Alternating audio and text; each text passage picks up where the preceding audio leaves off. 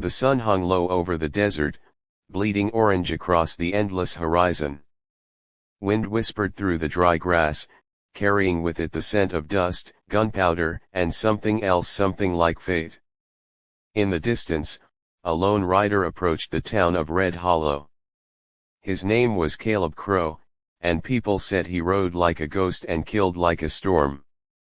No one in Red Hollow knew he was coming. But they were about to find out. Red Hollow had once been a place of promise. Gold had brought men, and men had brought chaos. Now, it was held together by fear and one man's iron grip. That man was Sheriff Dalton Graves. He wasn't elected. He wasn't chosen. He simply took the badge one day and no one dared take it back. Graves ruled with violence and silence. Those who spoke against him vanished. Those who resisted were buried just outside town, where the crosses leaned crooked under the weight of regret. Inside the rusty Spur Saloon, the piano played a tired tune. Glasses clinked, boots stomped, and laughter echoed, but it was hollow laughter. Everyone pretended things were fine. Everyone lied. At the bar stood Martha Hale, wiping down glasses that were already clean. Her eyes were sharp, always watching. She knew more about this town than anyone and said less than most. The door creaked open. Wind rushed in. And with it, Caleb Crow. The room went quiet. Even the piano stopped.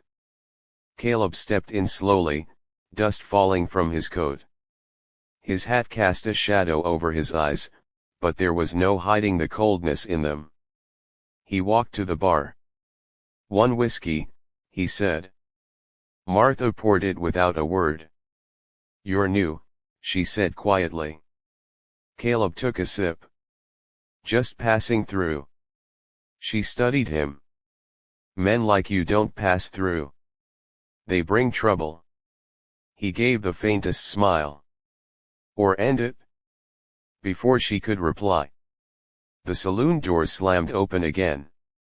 3 men stepped in. Black coats.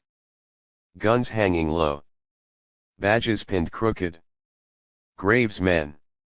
The leader, a scar-faced brute named Hank Doyle, grinned. "Well now," Hank said, "looks like we got ourselves a stranger." Caleb didn't turn. "Drink your whiskey," Hank continued, "then get out of our town." Caleb set his glass down. "I don't recall asking permission." The room held its breath. Hank's smile faded. "You got guts. I'll give you that." "And you got a problem," Caleb replied calmly. Hank reached for his gun. He never finished the motion.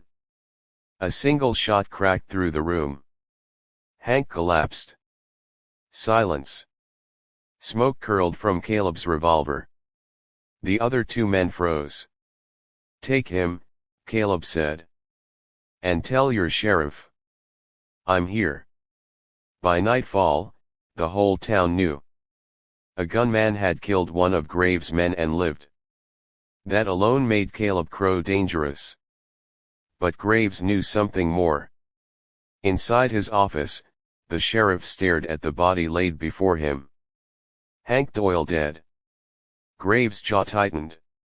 "Who is he?" he asked. "No one knows," one of his deputies replied. Graves looked down at the bullet wound. "Clean. Precise. Familiar, Crow," he muttered. The deputy frowned. "You know him?" Graves leaned back slowly. "I buried him 10.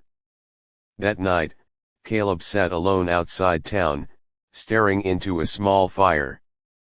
Footsteps approached. "Martha Hale.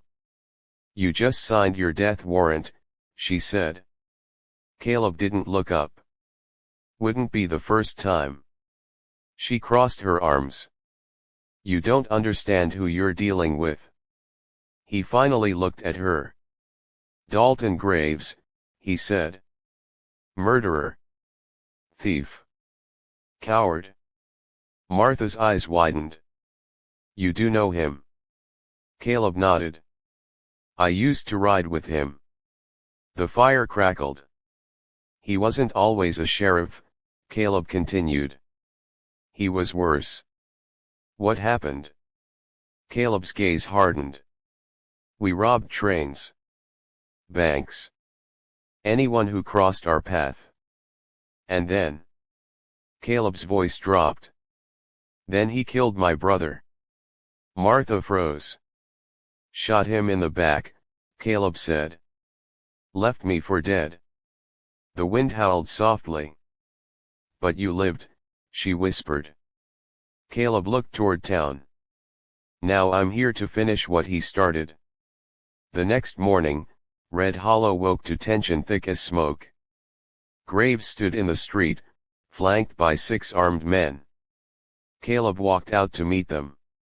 No fear. No hesitation. Just purpose.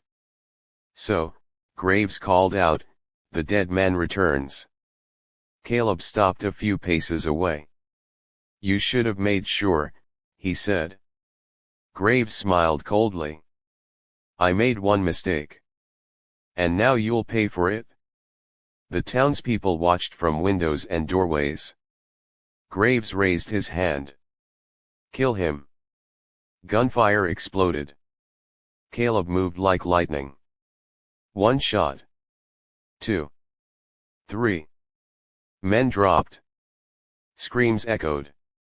Dust kicked up as bullets tore through the air. When it ended, only Caleb and Graves remained standing. Bodies lay scattered between them. Graves drew his gun slowly. You always were the fastest, he said. Caleb stepped forward. And you always were the coward. A long pause. The wind stopped. The world held its breath. Then 2 shots rang out. When the smoke cleared, Graves fell. A bullet through his heart. Caleb stood still, his arm lowering slowly. The town was silent. No cheers. No celebration. Just quiet. Martha stepped forward. It's over, she said. Caleb looked around. Not yet. He walked to the jail. Opened every cell. Freed every prisoner. Then he returned to his horse. Where will you go? Martha asked. Caleb mounted up. Somewhere else needs fixing. She watched him ride away. The sun rose behind him, casting a long shadow across the desert. A shadow of a man who wasn't a hero. But wasn't a villain either. Just a man, riding between dust and steel. The desert does not forgive. It remembers every drop of blood, every broken promise, every grave left behind. And as Caleb Crow rode away from Red Hollow, he knew one thing for certain. Dalton Graves was dead, but the past was not. 2 days after the shootout, Red Hollow was quieter than it had ever been. Too quiet. Martha Hale stood outside the rusty spur, staring down the empty road. The wind had picked up again, dragging dust across the streets like ghosts searching for something lost. Behind her, a voice spoke. You think it's over? She turned. A stranger stood there, tall, dressed in a long black coat, cleaner than anyone had a right to be in a place like this. No, Martha said. I don't. The man smiled faintly. Good. Because it isn't. Who are you? He stepped forward slowly. Name's Silas Vane. Martha felt something cold settle in her chest. And what do you want? Silas looked toward the horizon, the same direction Caleb had ridden. I want the man who killed Dalton Graves. Miles away, Caleb rode through a canyon carved by time and violence. The rocks stood tall like silent witnesses. The air was still. Too still. Caleb slowed his horse. His hand hovered near his gun. Then a shot rang out. The bullet struck the ground inches from him. Caleb dropped from his horse, rolling behind a rock as more shots followed. Ambush. He scanned the cliffs. 3 men. Rifles. Positioned high. Caleb breathed slowly. Calculated. Waited. Then moved. He fired once clean and precise. 1 man fell. The others panicked. That was their mistake. Caleb climbed fast, using the rocks for cover. Another shot another man down. The last one tried to run. Caleb caught him. Pinned him against the cliff. Who sent you? Caleb demanded. The man trembled. I don't know. Caleb pressed the gun harder. Wrong answer.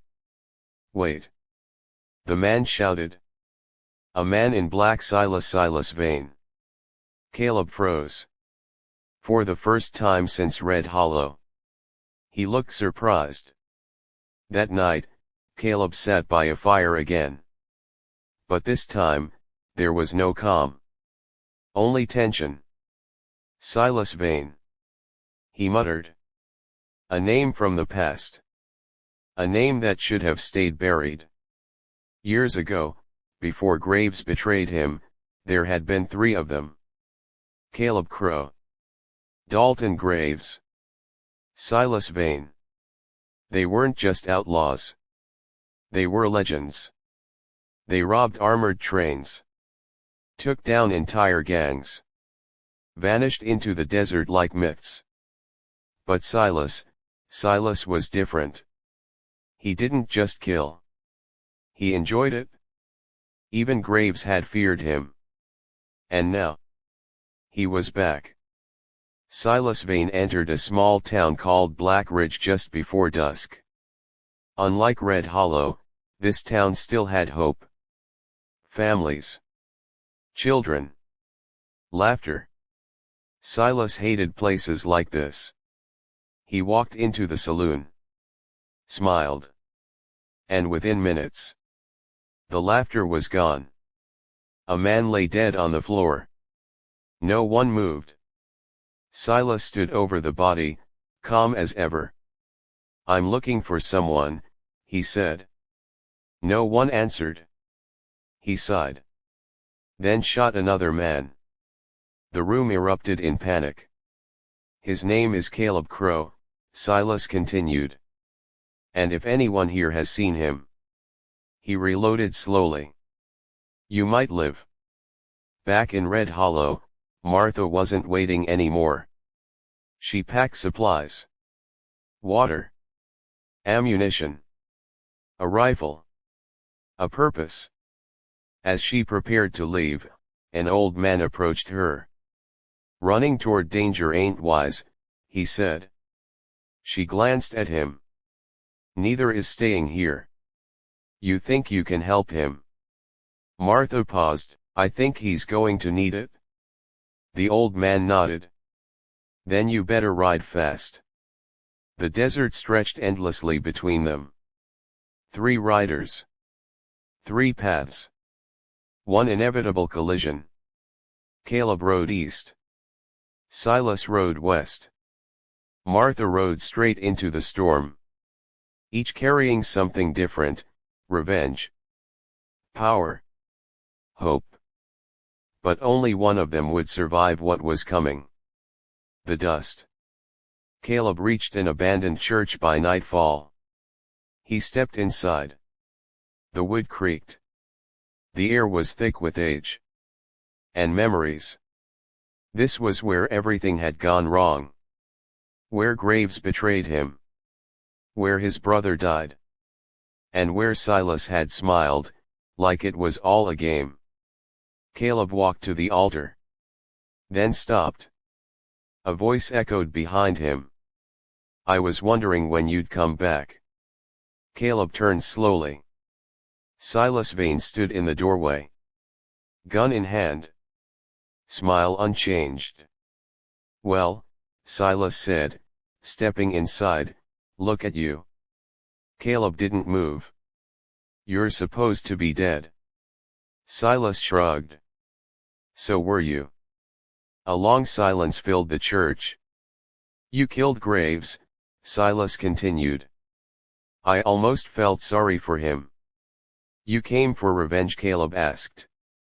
Silas laughed softly. Revenge, he said. No. He stepped closer. I came because I missed this. Caleb's eyes narrowed. Missed what? Silas raised his gun slightly. The chaos. Breaks. Neither man fired. Not yet. This wasn't just a fight. This was history. You remember what we were? Silas asked. Caleb replied coldly, mistakes. Silas smiled wider. No, he said. We were kings. The wind howled outside. The church doors creaked. And somewhere in the distance, a third rider approached. Martha. Unaware that she was riding straight into the deadliest moment of her life.